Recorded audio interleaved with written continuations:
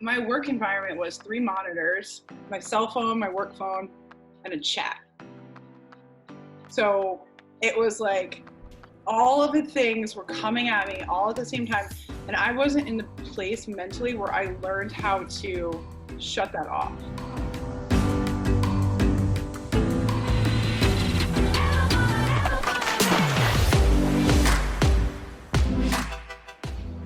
I'm still trying to prove myself to myself and to them,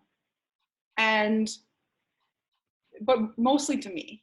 And I didn't learn how to slow down and reflect and take time off. And my best friend would just be like, do you have to calm down? And I'd be like, I'm calm, but this still has to fucking happen. Like I have to deliver.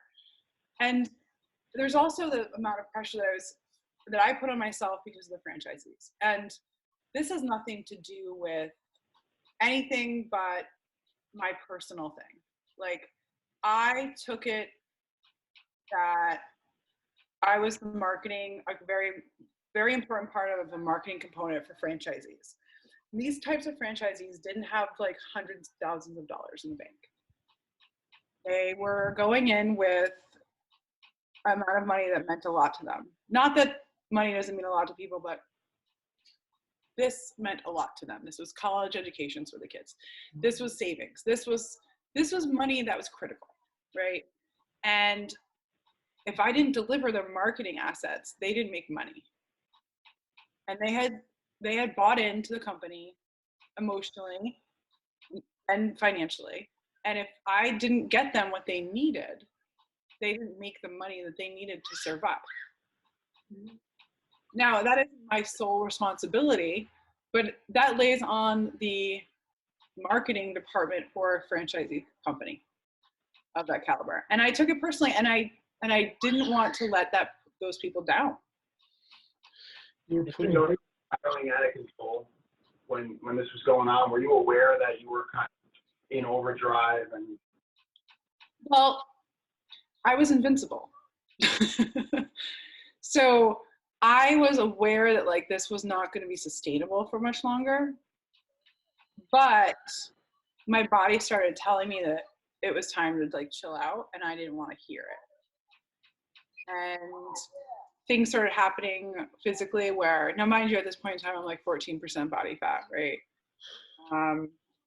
And I could walk out and do like a photo shoot at any point in time for work. If they needed an extra model, if someone didn't show up for a ring girl, like I could just get a call and walk out and it would be fine. Like I didn't need prep, like I was prepped. But I kept getting really sick. And I'm not talking like I got a cough, like I would get like a kidney infection. Jesus. Or like I got MRSA. I got MRSA 4 times. And I am a very clean human being. Like I got it 3 times. Yeah, okay. That's like your body's immune system is done. Like, yeah. And I would just wrap it and go to the gym. Like, and my doctor would be like, you can't work out right now. And I'm like, why? It's just a cut. He's like, you're fucking crazy. Like, I'm like, I have a thing. I'm on a program. There is a deadline. And he's like, how much money are you making from this program if you finish it? And I'm like, none. He's like, then it doesn't matter. I'm like, it matters to me. Because in my mind, it was like something I had to accomplish. Like I signed up for it. I said I was going to do it. I'm going to fucking do it. MRSA's not getting in my way. Like, you know, then like, just strange shit. I got like hoof and mouth disease. Like only 7-year-olds get that shit. I got it. Like just things like that just kept happening, and I couldn't, in my brain I was like, well, I just need to like probably eat more food and just like take a nap or something, and then I can go back to the gym. You were just putting an unbelievable amount of pressure on yourself. Whoa. And with that pressure, I gotta ask, like, because I know when I do that, right, I'm aware of what I'm doing, but I'm also just like hiding. I'm just like, I gotta just go. How are you feeling internally at this time in life? I internally felt like I was accomplishing things.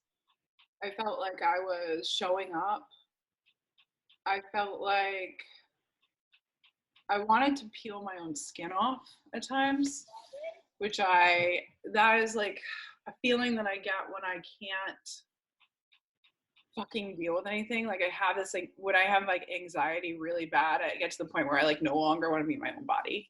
Yeah. I just want to like rip my own skin off, peel it off, put it over there, and carry on with my day. And I have like visuals that I've realized that like if I'm in super intense meetings and I'm not agreeing with the person that is speaking, I want to unzip myself and then eat them and then zip myself back up. So like that's kind of where I was mentally about a lot of shit, because anything and everything, when you're dealing with the volume that I was dealing with though with work and the amount of stress I was putting on myself, and there was a lot of stress coming in from work, like that was not self-inflicted. Like that was in some intense shit. Because you have 150 franchisees funneled through 2 people and they don't have a system in place in order to support them. So imagine handling the creative needs, and each entity gets 20 creative assets times 150. And if you add a different language in there, and then like, so if there's no organization, like I want to light everybody on fire. So it really could like that. I got really like tightly wound, and then one thing would set me off. And that's usually the ultimate sign of being overworked, usually, because I get the same way. And it's not like it's such a frustrating thing to deal with. And it's almost like you're putting, again, it's going back to that main point, you're putting so much stress on yourself. And the other thing that I heard in that I think was really noble in a sense is the work that you were doing wasn't even for yourself. Like you were worrying so much about your clients and making sure that they got their kids through school. Like, and when you add that other element of pressure, it's almost like you're almost putting yourself in an impossible situation. Yeah, setting yourself up for failure. And it's self-sabotaging. It's totally self-sabotaging, you know. And then by creating this environment in my brain, I was able to push people away and not make time and space for things that are actually important, like relationships and things of that nature, because that wasn't what was on fire in front of me, you know. And it didn't matter, and those things didn't matter, and presence didn't matter, and none of the stuff that's important to me now matter. You know, and I realize that so much now, that those are the things that are important. This is all that stuff that I talk about is just fucking nonsense. Yeah, as you were saying before, it was like, I think it was before we started recording, like filling up your own cup. You were just totally neglecting your mental, your physical needs, that you probably really thought you were contributing like so much effort towards your physical self and your body, but you were actually running yourself into the ground. Totally. Like I remember waking up one morning, I had set a coffee pot, because I was drinking 3 pots of coffee a day at this time. 3 pots? Yes. Not 3 cups, 3 pots. Let's talk about like the fact that I was also taking Adderall and barely eating food. So, and I was prescribed Adderall that I've been taking for 20 years. So there's nothing wrong with that. Such bullshit. So I was so tired that I didn't put the pot in the coffee maker, and I woke up and the coffee was made all over the floor. Like the coffee, like, that's like the shit I was doing. I would go to sleep and leave the keys in my door. I left my front door open one night and passed out on the floor. Like just straight up exhausted. Interesting. Yeah. It was borderline, like in a sense you didn't realize it, but it was almost reckless without realizing it. Mm-hmm. You know, you were almost like running yourself so far to the ground that, you know, it's almost like an addiction in a sense. You're almost like addicted to work. Yeah, but wouldn't my parents be so proud? Mm. You know, like my father worked 14 hours a day in a diner. Like that's all that he knew. So that's what I was taught. And like, but now I have this title and I'm working for this company and I'm so important and like I'm making all this money. And I live in this great apartment on the strip and like, wouldn't my dad be so proud? My parents didn't even know college. No, they didn't even understand what I was doing. Which is the irony of it all. Yeah. Like my dad doesn't know where Las Vegas is. He doesn't know what a VP is. He doesn't understand what the UFC is. He didn't get it. And it almost got to the point where I stopped explaining it. He was just like, how's work? I'm like, great. Because the communication was so bad and my ability to take the patience to explain it to him was gone. So I'm at a point where like, I don't even want to talk to people. I just expect to learn things, I'm so on that wire. And my father is Greek, like, and he has to like sit down and talk about something. And he has to say the same thing to you 150,000 times for 4 days. Which is funny because asking him for directions will make you insane. But at that point in time, I was just like, so go. Like, I don't have time for this, Dad. You told me already 6 times, like, enough. So like for me to explain to my dad, like I remember one pinnacle thing that like my ego will never let go. Like I got into Yale. Okay. I got into a program really fucking hard to get into. I told my dad and he didn't even like acknowledge it. Like, and I was just like, so are you fucking kidding me?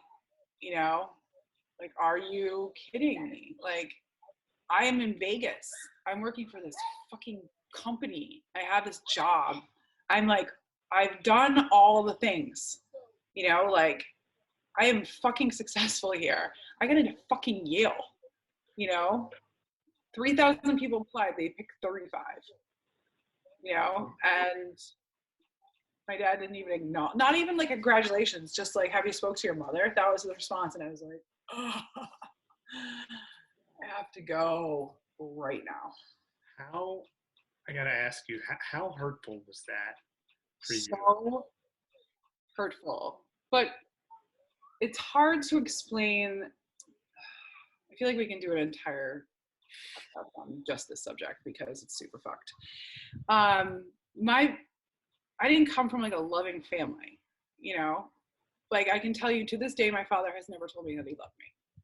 And it's almost like a joke. And I know it's sad to say that, but like, it's almost a joke to me because it's just not part of his toolbox. Like my dad grew up, he has a 4th grade education, he grew up in the fucking mountains of Greece. He was poor. He was stealing watermelons to survive. He worked like as a dishwasher to like feed his mom and his sister. Like, this is where my dad comes from. He got on a boat and came to the United States and jumped ship and got a job, and he didn't speak the language, and he worked in Astoria, of course. And then like he owned a diner, and he met my mom so he could get his green card. There was no love there, and they didn't love each other, and that's okay. But like, that's where I came from. And that was his toolbox. So for me to expect him to give me some kind of accolades or understand what I'm talking about it's almost like I'm setting myself up for failure because he doesn't have that as part of his language. Can't give what you don't have. Right, and he didn't have the emotional tools to handle that. And like, my brother had passed away and part of this process that in these years that we're talking about, and that was really, I'm sorry? Throughout the UFC time? Yeah. Before the UFC. That was kind of why moving and all that stuff was okay. And like, it was just like the right break time. So right before the UFC. It was like really hard because you got to see like, personally, I got to see my parents and their inability to process emotions and their inability to communicate with each other. My dad was living in Greece at the time. My mom was very bitter. They're both very bitter. And we have their child. It's no longer. We have to deal with that process. There's almost a lot of just, I think the hardest thing is just, there was, because you're such like a, just from talking to you, you're such a loving and kind soul.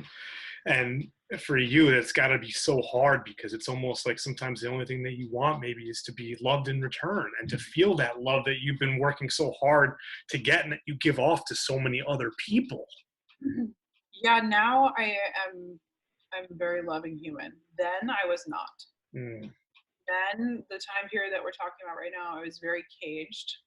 I was very distant. I was not emotionally present in relationships. I didn't understand how to love myself. Therefore, I couldn't love other people.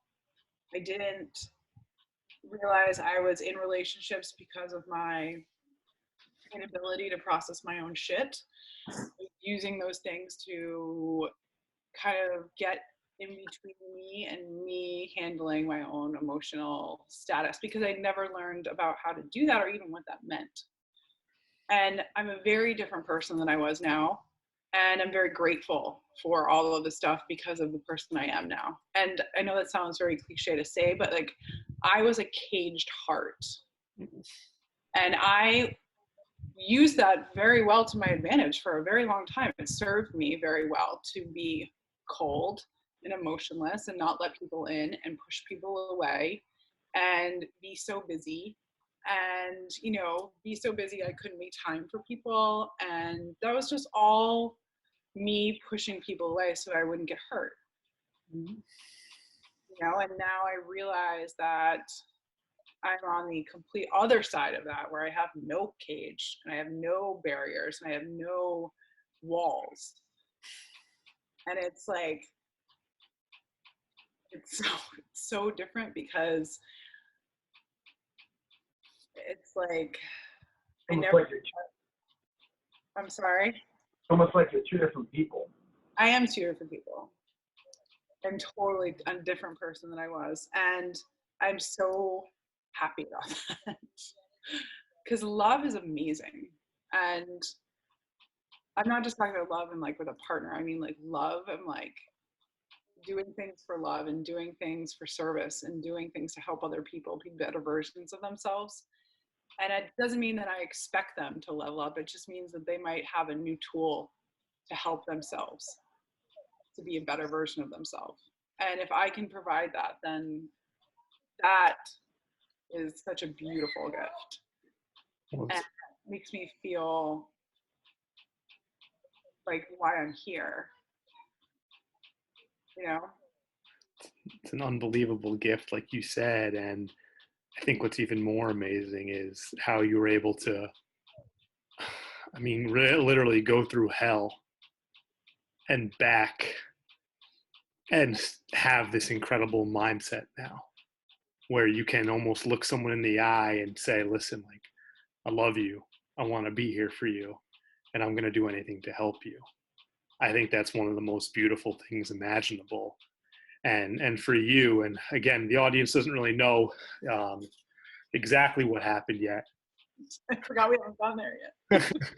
And, you know, I think I would love to ask you, if you don't mind, just kind of walking through a little bit of that relationship and kind of what happened leading up to those days. Because I think when people hear this and they hear you now and hear, like, for me, it's just like, I'm blown away by you.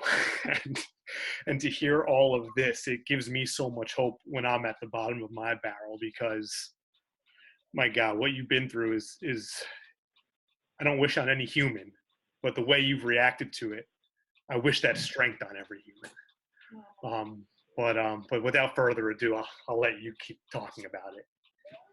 So at the point that I was at the UFC, where we left off with career-wise, I was like going 150,000 miles an hour, super highly stressed out, super tightly wound person. And I started dating someone that I had known since high school. Went to the same high school. I knew his parents. You know, his mom was my bus driver, that type of stuff. So it was a long distance relationship, and that is what made it okay, is I had known him for 20 years, you know? Well, not then, it wasn't 20 years, but whatever. And I think it was like 15.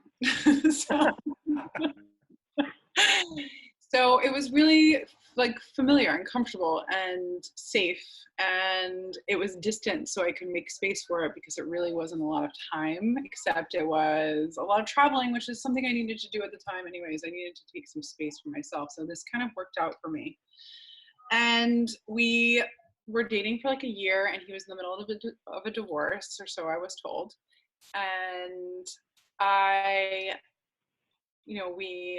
we decided we were going to get married, and we started looking for rings and stuff, and we'd gone to New York and did the whole, like, the Tiffany's unbelievable experience. I had no idea when it was going to happen. And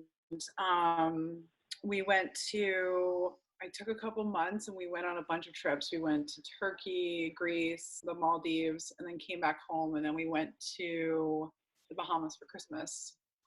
And it was Christmas Day. He proposed to me on the beach, and we were wearing Santa hats, and it was really cute. And it was such like a beautiful, amazing morning, and obviously, and then later in the evening, we were having dinner on the beach again, and we got into an argument, and I got up to leave the table because I was like really uncomfortable with the fact that we were fighting. Not that we were just fighting, it was, why are we fighting? Like, it didn't make sense to me that we were in an argument. It was Christmas, we're on the beach in the Bahamas, and we just got like engaged. Like, what is there to fight about? What? So I went to go for a walk to like cool off, and I came back and he was gone. And I couldn't find him. And I was walking through, and I saw him walk across the pool, like out of the corner of my eye, towards the room. And I was like, that is really weird. Like, what is he doing? Like, and he had been drinking all day long in the sun, and he was definitely had some alcohol issues. And we're going to talk a little bit more about some of these things later, but there were some vices. And he went up to the room, and I went up, I was like, I'm just going to give him a few. And I waited. And it took me a really long time to forgive myself for that.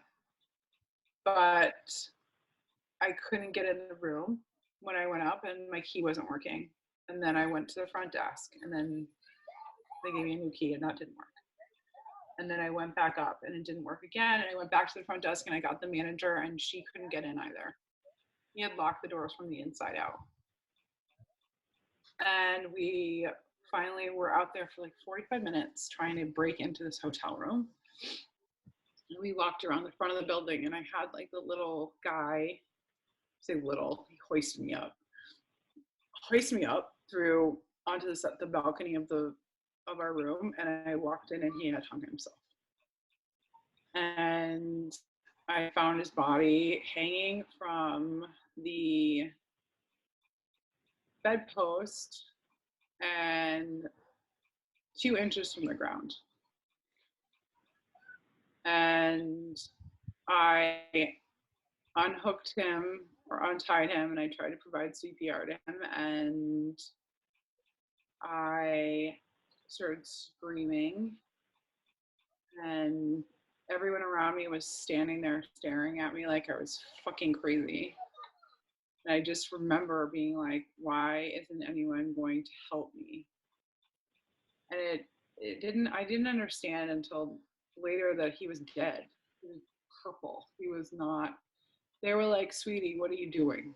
And I was like ravenously trying to do anything I could to try to get him to be alive. And they were just standing here like, yo, like, we've already called the cops. Like, this is game over.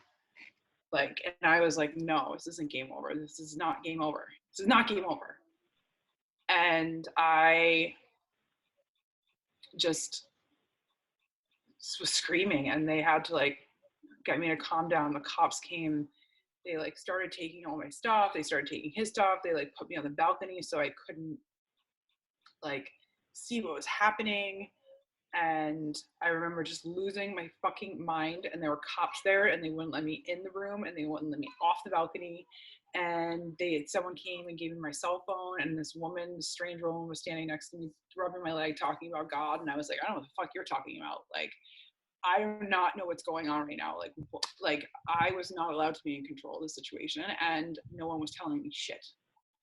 And I like knew that he killed himself. I knew that he was no longer alive. At that present moment, that is what happened in my brain. As soon as I went back into that room, that information removed itself from my brain, and I was looking for him. And I had a dress on that had blood on it, and they wanted me to take it off. And I was like, I was catatonic at this point in time where I couldn't talk, but there was like 12 cops in this room. And I was like, they kept asking me to take my dress off. And I was like, I'm not, like, no.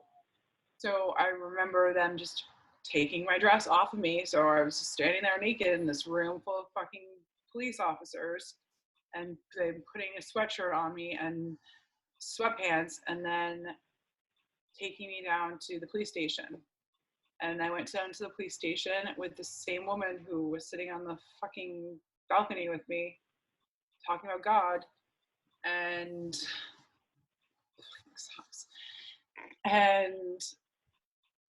I sat there for 4 fucking hours, and they interrogated me and tried to get me to admit to some kind of like fact that I pushed him to killing himself, or some kind of guilt in kind of like any kind of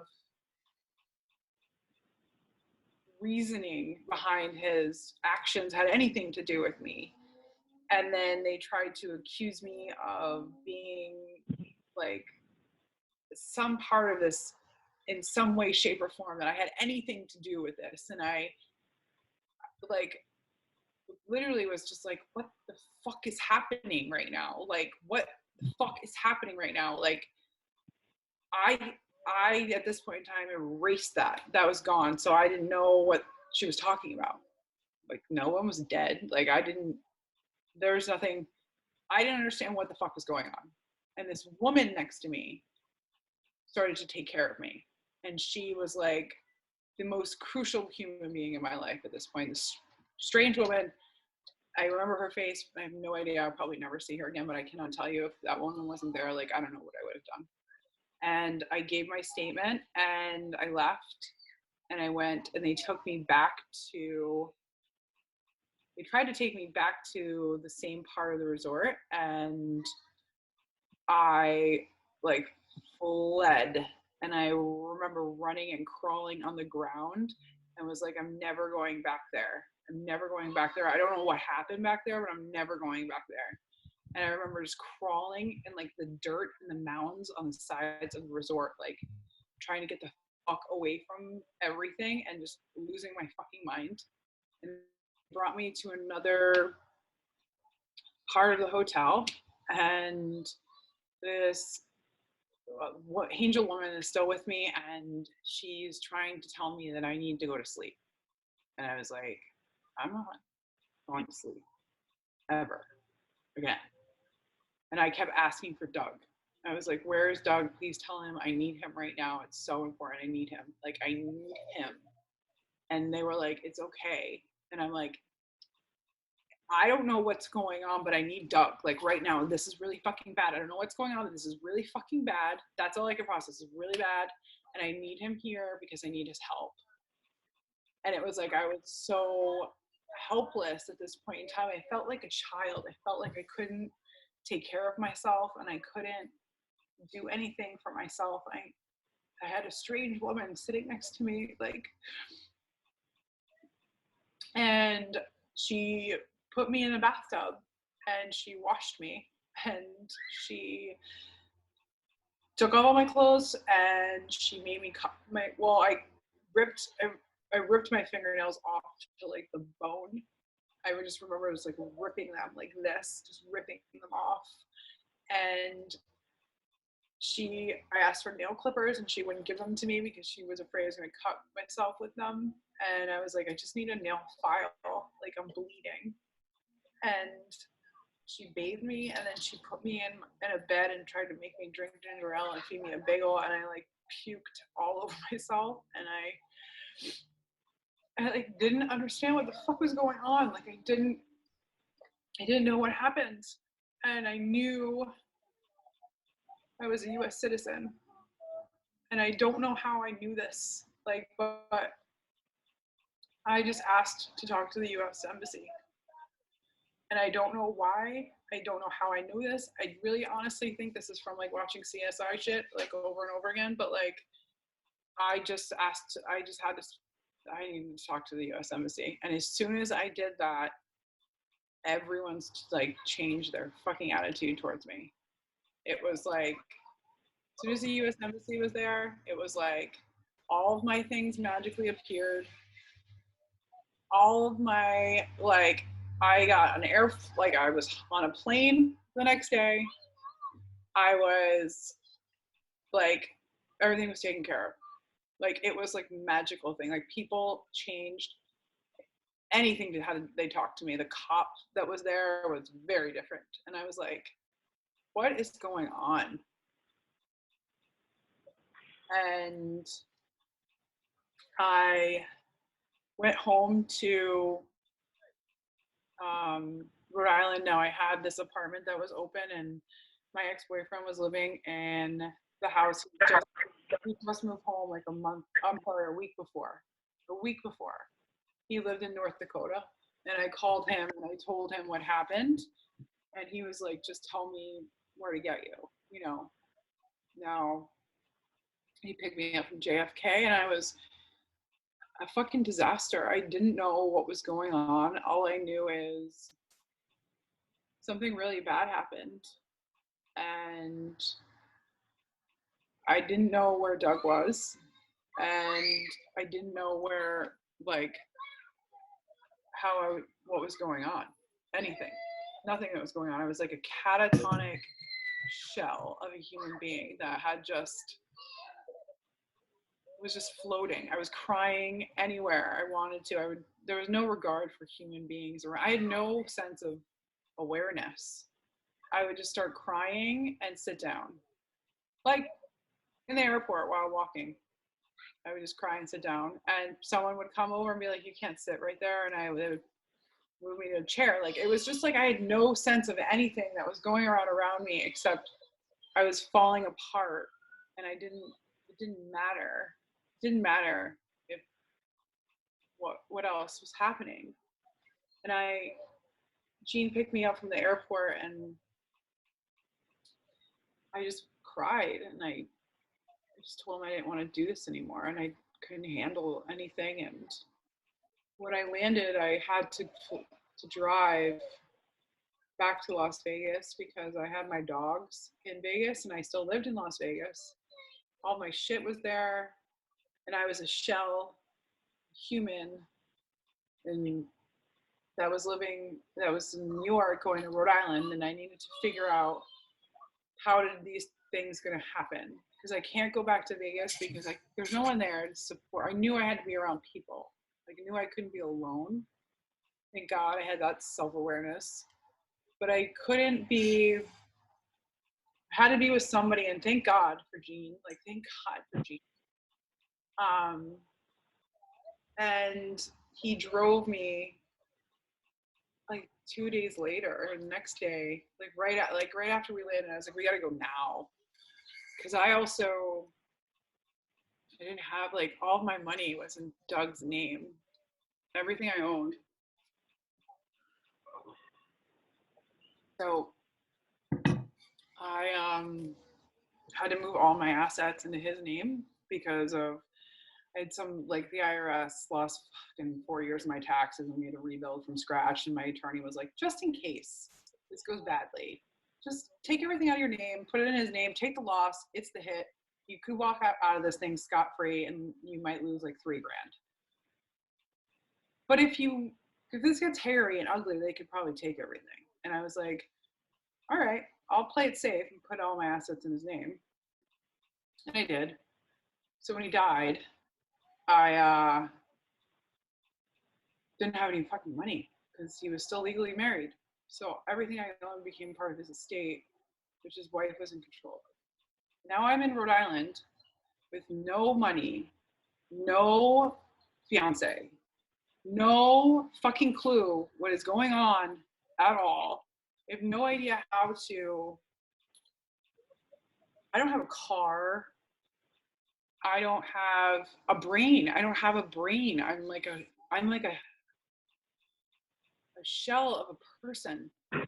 And I have no idea how to take care of myself. I have no idea what's going on around me. And everything I thought that was happening, the epic high of being engaged to and the epic low of suicide of the same person is something I can't explain this. And I'm having, as I talk about this with like on these platforms, like I don't know how to say this because it's unexplainable to anybody to realize that you think everything that your future is defined as, everything you think is going to happen, you see when you get married or you get engaged or you make these pivotal decisions about your future.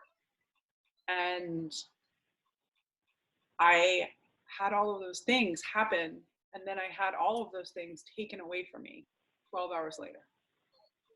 And I'd never ever in my lifetime let myself get to a position where I allowed somebody in close enough to allow that to happen. So I had been a caged, heartless human being who didn't let anybody in, and I was finally starting to crack that I knew that I wanted to like have a life with someone more than I had before. And before had nothing to do with any of my other partners other than me. I was the only one preventing this to happen with any of them. They were wonderful humans. But for some reason at this point in my life, I just got to that point where I realized that like I had to let one wall down. And I did. And then that was ripped out from underneath me. And now I had this epic high, this epic low of the lowest I've ever been in my entire life. And I was to the point where I was delusional about what had actually occurred, and not out of a conscious delusion. This is a subconscious delusion of my brain actually protecting myself from trauma, that I erased the incident from happening in my conscious mind. And that was only happening now in my subconscious mind. And from then forward, I had a vision.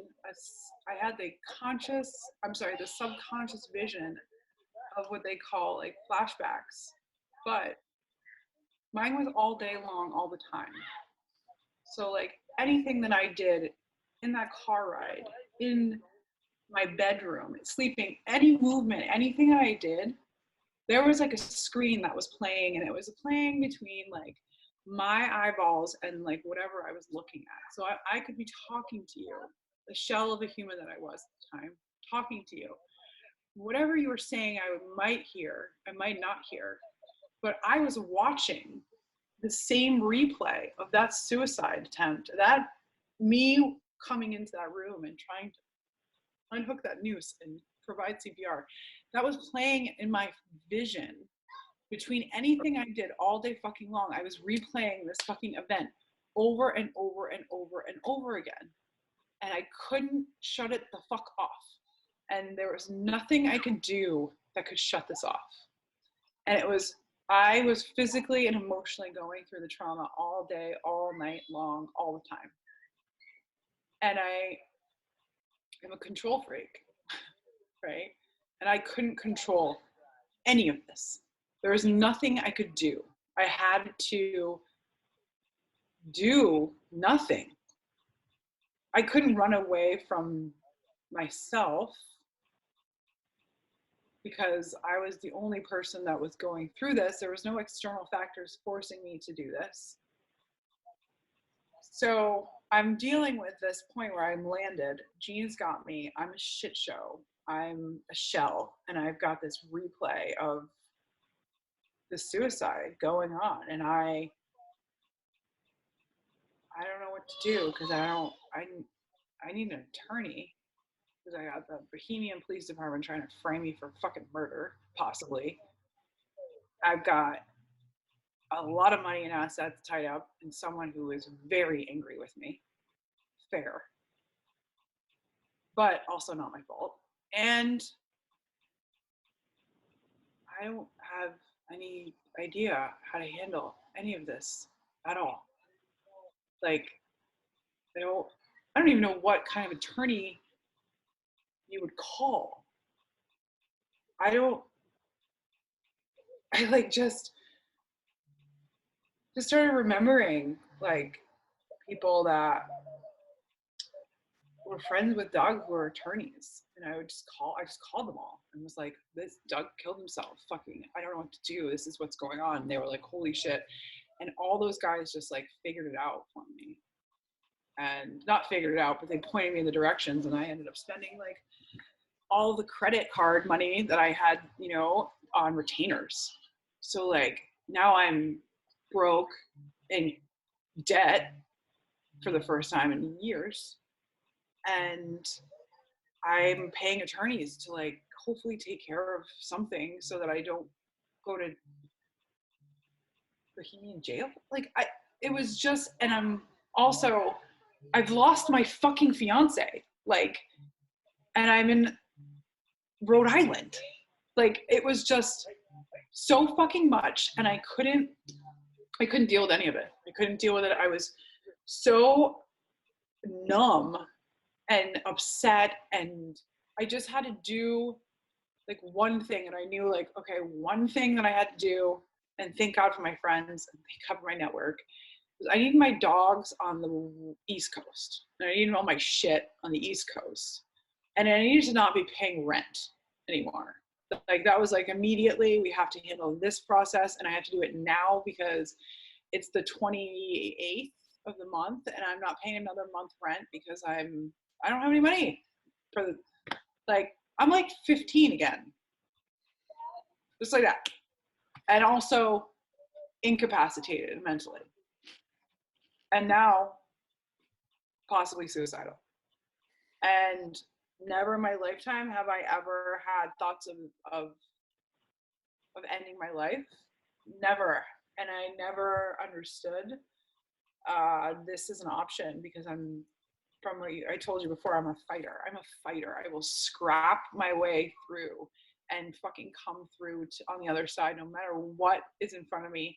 And for the first time in my entire life, I didn't want to anymore. I didn't want to do this. I didn't want to sit in this pain anymore. And it just happened.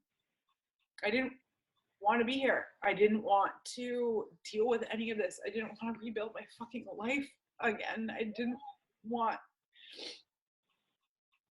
to do any of this, and I just had to. And I just thought that, like, I didn't really want to try. And I like started to think about giving up. And I never did anything about it, except I let that thought enter my brain, and I knew that as soon as that did, we were driving through, I think, Colorado. I just said to Jean that I need to talk to somebody as soon as we get back. Like, as soon as we get back into the state of Rhode Island, you need to drop me off at a therapist's office, because this is not going to be okay. I'm not okay. And I, like, when we drove to Las Vegas, I took like one suitcase of stuff, and it was all Doug's stuff.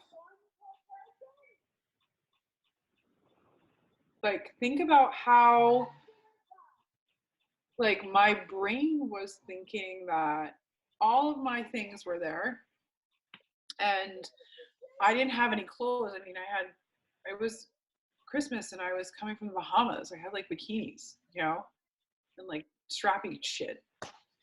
And it's freezing, and I'm packing my fiance's clothing that's in my closet and nothing for myself. Nothing. Put like a hoodie in there and a pair of leggings and a pair of fucking sneakers and all of his clothing in 2 suitcases. And then I got my dogs and I left Las Vegas. That's how I handled that situation, was getting his shit. Because that doesn't even make sense, right? Like, it makes sense now. Like, yeah, I was holding on, trying to prove that he was still alive, but like, what the fuck, you know? And then when we came back, I just met with attorneys and I was really fucking angry and I didn't know how to deal with any of this. And then I have a wife who I thought was an ex-wife or going to be an ex-wife. And it was so much. And then Doug had been planning this for months. He had created this fucking like technology labyrinth for me to go through. Like, he left like listen, like when you travel, we were traveling a shitload, and he left like, he'd always be like, if something ever happens to me, there's a folder and the thing, and open the folder and it explains everything. And I was like, I don't like this conversation that's happening, that you're getting on a plane, but you're flying to Turkey right now, so I can understand your concern that if the plane goes down, like in my brain, it was like, this is kind of, we need to have these conversations, but not when you're getting on a plane. Like, but I understand your angst for the plane being an issue, but like, it just was like, this is a little off, but I need to return to this conversation after the flight, you know? Mm-hmm. And he lost both of his parents. And so like, it wasn't that strange to me that like, he was overly concerned because his parents, like, their estate was a nightmare. And he was always like, my kids, like, I want to make sure my shit's in order, so like they don't have to deal with the stuff that like him and his brother did. So I kind of got it, but like now looking at it, I was like, the fuck. So like, there was this labyrinth of shit that I had to go through, and it was like coded, like crazy coded stuff. Like, the first letter of each word created another fucking message, and then I would have to go to another drive and then find another file and then put this code together. And I was sitting and doing this, like, fucking uncovering shit through these drives that he had while I'm trying to process the fact that he's dead.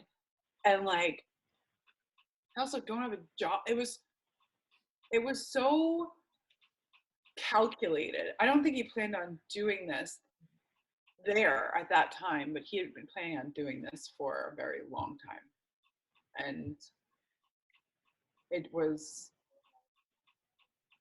so fucking much to deal with. And then going and trying to be, you know, in the headspace where I was like, I gotta go. Like, all I wanted to do was go. Like, I'm so used to just going, you know. So I would run like 10 miles, you know. I'd run to therapy. I would run anywhere I could because I didn't have a car, and be like, that's how I process this. And I would just cry and run and cry and run. And it was like snowing and fucking 12 degrees out, and I'm outside running, and I got shingles, and I was still running, and I didn't care. And I was just trying to do anything I could. And I was in therapy every fucking day. And that woman saved my life. And I made a deal with her, like, when I first walked in, that I didn't want to take any meds, and I don't have anything against medication, but I know I've tried that once before, for anxiety, and I knew that that was not the route for me. And I knew that it was going to numb me, and I knew that this was not something that I could numb. I knew that I had to sit in this fucking flame and burn, because I at least understood that the impact of what I was going through was either going to define me as a person, or it was going to empower me to be a better version of myself. For some reason, I just knew that in my core that like this could be a label and I can use this as a crutch, or I can use this to catapult. And I knew that numbing this pain, even though I wanted it, I wanted to not be there. Didn't want to be on the planet. Like I had to sit in it. I had to sit in the shit, you know. And she held me to it. And she was fantastic. I mean, I was having, you know, episodes of schizophrenia at points in time because my subconscious and my conscious mind were now merged into the same playing field. And one was powering the other. And I would see Doug like in my house, and I would go for a run and I would see him on the like side of the street. And like, I knew that wasn't real. You know, like I knew what I was seeing wasn't real, but I still saw it. And so, you know, we would play these, my therapist and I would talk, and I'd be like, I haven't slept in 2 months. And she's like, you have to sleep. Like you're losing it. Like you're not working. Your brain's not working. My hair had fallen out. I had half the amount of hair. It broke. Just like wake up with half my hair. Like my eyelashes fell out. I went through like muscle wasting, which at that time I was really shredded. And then I would wake up in the morning and my body ate all of its muscle. So I looked like Skeletor.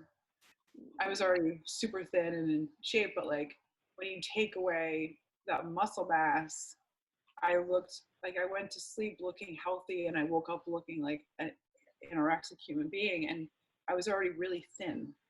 And then I would go to sleep and I would wake up and my body would have a huge cortisol flush from all of the stress, and I looked like I fell asleep with like a water hose in my mouth. I was like huge of water, just inflammation, just from massive amount of stress that my body was going under. And now, mind you, I had led up to this. I had been leading up to this life. Like I was so tightly wound. I was so over exercising. I was so calorie restricted. I was so much stress. There was so much pressure. This just like was the needle in the haystack. This just popped. And my body just was like, you know,